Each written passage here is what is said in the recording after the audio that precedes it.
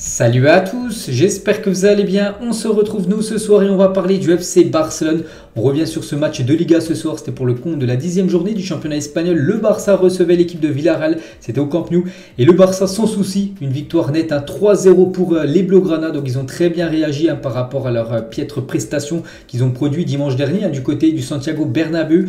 Donc ce soir, les buteurs, donc il y en a deux, Ansu Fati, un but et Robert Lewandowski, un doublé. Donc il fallait être présent vraiment entre la 30e et la 40e minute parce que dans l'espace de 10 minutes, les gars, le Barça a marqué 3 buts, 31e, 35e et 38e minute. La messe était dite. Le Barça menait 3-0, puis après, ça a été le contrôle total du match parce que l'équipe de Villarreal, qui est quand même une belle équipe, quand même du championnat espagnol, ils n'ont rien montré ce soir. Je ne sais pas si Unai Emery, les gars, je pense qu'il avait plus l'ambition de ne pas encaisser le 4e but que de marquer, essayer de revenir à 3-1. Donc ça a été vraiment une équipe très pâle, cette équipe de Villarreal. Bon, tant pis, bien sûr pour eux, parce que le Barça, eux, prennent les 3 points, ils marquent 3 buts. Donc ça a été un match à sens unique, vraiment, peut-être pour ceux qui n'ont pas vu le match, je vais vous montrer les stats vraiment, tellement que ça a été une domination totale du Barça, quasiment 70% de possession de balle, c'est énorme pour le FC Barcelone, seulement on va dire 30%, pour l'équipe de Villarreal, plus de 16 tirs pour le FC Barcelone, 5 tirs cadrés, ils ont été efficaces sur ces 5 tirs cadrés, ils ont marqué 3 buts, cette équipe du FC Barcelone. On se souvient qu'ils avaient aussi eu beaucoup de frappes contre le Real Madrid et beaucoup de frappes hors cadre, donc là ils ont été efficaces ce soir. Les joueurs Blaugrana et côté Villarreal, pour vous dire le triste match quand même de cette équipe de Villarreal qui a atteint quand même, je crois que c'est les demi-finales la saison dernière de la Ligue des Champions. C'est seulement 5 tirs, une frappe cadrée, en plus vraiment toute facile à arrêter, la frappe pour Ter Stegen, ça a été un cadeau pour Ter Stegen. Donc voilà, bon après ils ont fait vraiment un match catastrophique, cette équipe de Villarreal. Tant pis, le Barça a très bien géré le match. Moi après on s'est un petit peu endormi, vraiment. Déjà de la première minute jusqu'à la 30e, avant le premier but de Robert Lewandowski, qui est un sublime but, son premier, même son deuxième, vraiment magnifique but. Donc on s'endormait un petit peu, c'était pas un gros rythme et tout. Et après voilà, Lewandowski, le sauveur du FC Barcelone, il marque cette masterclass. Ensuite, 4 minutes après, il nous marque un enroulé magnifique, quasiment en pleine lucarne. Donc après la deuxième mi-temps, ça a été un attaque-défense, il se passait plus grand chose, je pense que tout le monde était à 2 doigts de dormir, mais bon voilà, la fin du compte, c'est que le Barça prend les 3 points. Il fallait absolument prendre ces 3 points pour essayer de recoller au Real Madrid. Bon, le Real Madrid a toujours 3 points d'avance sur le FC Barcelone, parce qu'on va regarder quand même le classement, bien sûr. Donc le Real Madrid s'est imposé hier 3-0 du côté de Elche, et le Barça ce soir s'impose 3-0. Du coup toujours 3 points d'écart entre le Barça et le Real Madrid, 28 points pour le Real Madrid, 25 points pour le FC Barcelone. Quelle est belle cette saison de Liga, moi j'adore, c'est bien, une saison comme ça. Par exemple la saison dernière, le Real Madrid peut-être avait 28 points et le Barça était peut-être à la 12e place, donc voilà, c'était pas ouf que là ils sont au contact, on va dire, les deux gros clubs espagnols. Et bien sûr le suspense est garanti, il reste encore pas mal de journées, il reste encore 28 journées avant la fin de la Liga, et tout peut arriver bien sûr dans cette fin de saison du championnat espagnol. Donc voilà les gars, première partie de vidéo. Donc voilà, c'était une victoire logique et méritée des Blaugrana, tellement qu'ils ont été supérieurs à cette équipe de Villarreal qui a surtout rien montré. C'était peut-être une consigne d'Unai Emery de prendre 0 points ce soir et d'essayer de prendre le moins de buts possible. Et juste une petite info les gars de plus sur Villarreal. Villarreal, regardez, ils ont pris 6 buts en tout en 10 matchs, dont 3 ce soir. C'est vrai qu'en 9 matchs avant, ils avaient pris seulement 3 buts. Et là, ce soir, en l'espace de 10 minutes, ils ont pris également 3 buts. Donc voilà, la défense qui était énorme depuis le début de saison, elle a pris l'eau un petit peu entre la 30e et la 40e. Ils étaient à l'ouest, les défenseurs de Villarreal. Donc voilà, c'est une petite info concernant cette équipe qui a souffert quand même contre le FC Barcelone. On passe à la deuxième partie, bien sûr. On va noter, j'adore noter les équipes, et on peut voir la compo de Xavi. Donc il a fait quelques changements par rapport, pas mal quand même, par rapport au match contre le Real Madrid, qui a été un triste match. Donc moi je vois déjà que Ansu Fati a commencé titulaire, Ferran Torres également a commencé titulaire, ce qui veut dire que Dembélé et Rafinha qui ont été, on peut dire, médiocres du Classico, ont commencé sur le banc. Sinon Frenkie de Jong, les gars, il a commencé titulaire enfin, les gars. Depuis longtemps je dis il faut mettre Frenkie de Jong à la place de Busquets. Busquets, il a fait son temps il y a quelques années, ok, c'était l'un des meilleurs peut-être milieux au monde quand il était avec Xavi, Iniesta, mais maintenant voilà, il faut laisser passer, il faut donner le flambeau en gros. Penser à la succession, il y a la Frenkie de Jong, je pense c'est le genre parfait pour prendre cette place de sentinelle numéro 6, et il a été très très bon Frenkie de Jong. Et sinon voilà, derrière Marcos Alonso a commencé titulaire, Jordi Alba également commencé titulaire. Donc On commence avec le gardien, les gars, Ter Stegen. Donc je vais rapidement vous montrer les frappes de Villarreal. Donc Villarreal, c'est 5 tirs, une frappe cadrée. Donc en gros, Ter Stegen, les gars, c'est un arrêt à faire. En plus, l'arrêt, je crois que c'est une tête, il a juste à la stopper comme ça. Même moi, les gars, je l'aurais arrêté ce soir, j'aurais été gardien du côté du FC Barcelone. Je pense que j'aurais fait un clean sheet. Donc bon, c'est compliqué à noter un gardien quand il a rien à faire. Donc je lui mets une note de 6. Voilà, c'est un match satisfaisant. Son équipe s'est imposée. Il fait un clean sheet. Donc voilà, une note de 6. Bon, belle partie de Ter Stegen. Lui qui en avait pris 3 il y a quelques jours dans la musette contre le Real Madrid. Ce soir, drap propre. Voilà, pas de but encaissé. On va passer à Jordi Alba qui a commencé titulaire. Et Jordi Alba a vraiment été bon ce soir. Donc bon pour moi, ça mérite une note de 7. Passeur D, les gars. C'est lui qui fait une passe D pour le but de Robert Lewandowski. Donc voilà, belle partie de Jordi Alba qu'on a beaucoup vu aussi dans le secteur offensif. Il a beaucoup apporté. Bon, défensivement, il n'y a rien à faire parce qu'en face, ça n'attaquait pas du tout. Mais offensivement, on l'a vu pas mal de fois centrer, faire vraiment des centres dangereux dans la défense de Villarreal. Donc c'est pour ça que ça mérite une belle note, une note de 7 voilà, pour Jordi Alba. Donc je le dis, quand il est mauvais, là ce soir, il a été bon. Et donc félicitations à Alba, à voir bien sûr si il va pouvoir être régulier dans les prochaines rencontres de défenseur gauche espagnol. On va passer à Marcos Alonso. Donc une note de 5 les gars pour Marcos Alonso. C'est vrai qu'il n'a rien eu à faire à part en toute fin de match à la 91e minute exactement où je crois que c'est Morales, l'attaquant de Villarreal, lui met l'amende. Donc il était à 2 doigts de marquer un but. C'est juste l'attaquant de Villarreal qui a tiré comme un côté incroyable. Il était tout seul devant Ter Stegen. Donc voilà, il s'est de nouveau fait battre quand même au duel à Marcos Alonso. Pourtant il n'a rien eu à faire du match. C'est pour ça qu'il n'aurait pas eu cette bourde on va dire en fin de match. Il ne serait pas fait battre comme ça.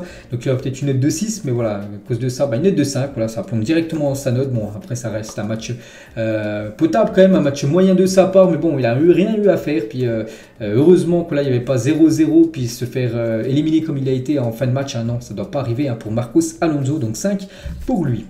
On va passer à Jules Koundé. Donc Koundé, une note de 6. Donc Koundé, match satisfaisant. Je ne peux pas augmenter plus sa note, les gars. Voilà, en face, je l'ai dit, c'était très très faible. Ils ont rien proposé.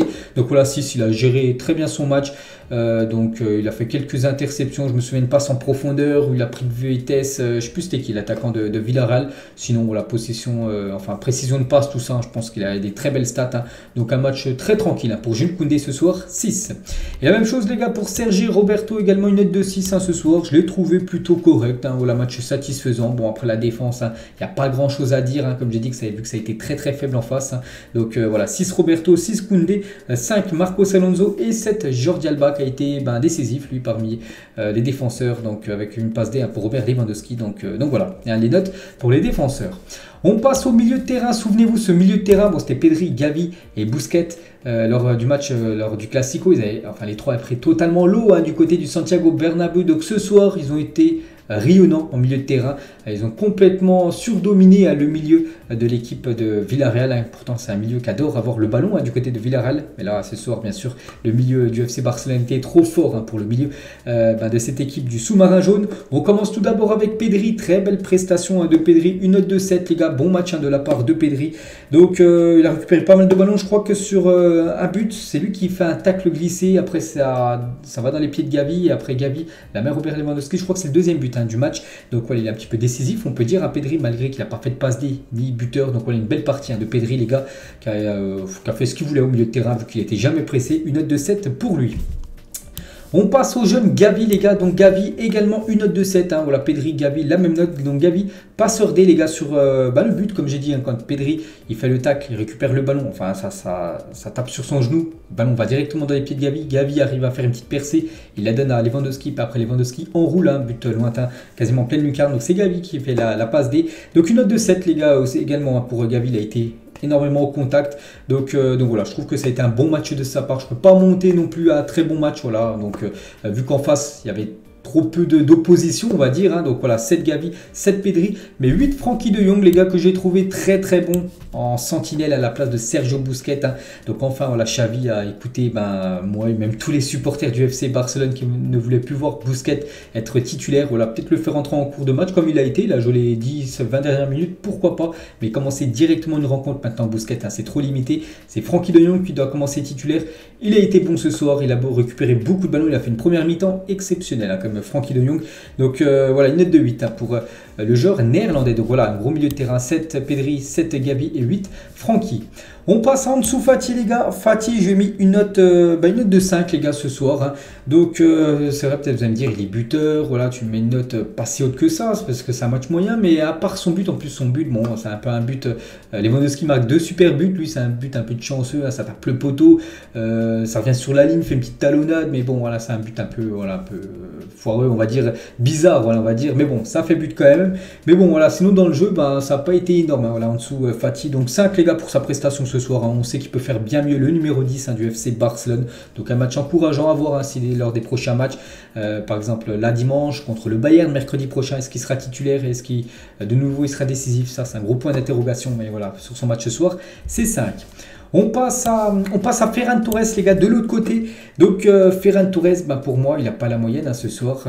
Ferran Torres, bah, pour moi c'est une note de 4 hein. Je l'ai trouvé comme d'habitude insuffisant hein. Donc voilà, même pas moyen, non, c'est une note de 4. Il n'a rien proposé en première mi-temps, ça a été catastrophique. Vraiment, normalement c'est un ailier les gars, les ailiers surtout. Pour les gros clubs européens, donc le Barça c'est un gros club européen, il faut que ça percute, il faut que voilà, ça provoque, il faut que ça bouge. Non les gars, il était sur sa ligne, il prenait le ballon, bon il essayait de temps en temps de dribbler, il perdait directement le ballon, il faisait des percées, il perdait directement le ballon, bah sinon voilà, il faisait tout tristement, bah, une petite passe comme ça, il provoquait rien du tout, hein, Ferran Torres.